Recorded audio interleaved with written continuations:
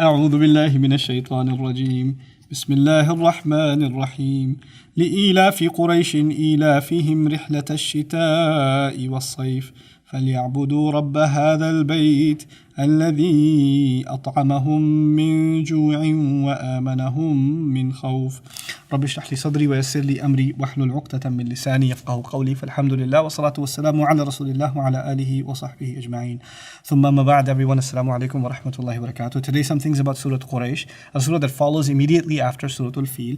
This surah is broken up easily into two parts. It's a very short surah, but you can think of it in two parts. The first part of it is what Allah does for the people of Quraysh. He does certain things for the convenience of Quraysh.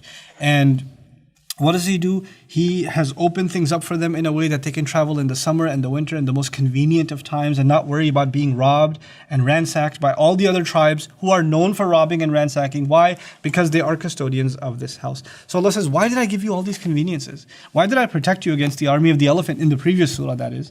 For what purpose? What should you give in return? فَلْيَعْبُدُوا رَبَّ هَذَا الْبَيْتِ They should worship the master of this house. They should engage in the worship of the master of this house. Instead of saying they should worship Allah, He said they should worship رَبَّ هَذَا الْبَيْتِ. Now why?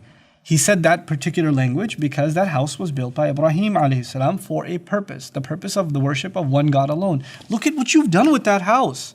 How could you enjoy all the benefits that came to you as a result of being custodians of this house and violate the sanctity of that house itself? How could you do that? And that's actually the question that's posed to them. And in that you understand that this surah is actually a culmination of the previous surah. It's directly connected to the previous surah. Ibrahim alayhi salam's prayer is fulfilled here. The first part of that prayer was, give them safety. رَبِّ اجْعَلْ هَذَا بَلَدًا آمِنًا. The second part of that prayer was, وَارْزُقْ أَهْلَهُ مِنَ الثَّمَرَاتِ. Provide them from all kinds of provision, all kinds of fruit. So Surah Al-Fil was how Allah made it safe. And Surah Al-Quraish is how He makes it prosperous, how He gives them all kinds of fruit. They get to travel around. That's the phrase peace and prosperity. They go hand in hand. Peace in Surah Al-Fil, and prosperity in Surah Al-Quraish.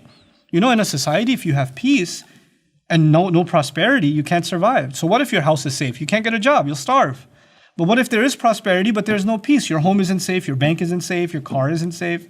You can't survive. You need both of these things to survive. And Allah gave both of those things to the Quraysh, so they may survive and prosper as a society and flourish as a society. And He asked one thing in return: worship the master of this house, restore the legacy of Ibrahim alayhi salam. And in the next surah, we're actually going to see how they failed to restore that legacy. Barakallahu li wa lakum. Wassalamu alaikum wa rahmatullahi wa barakatuh.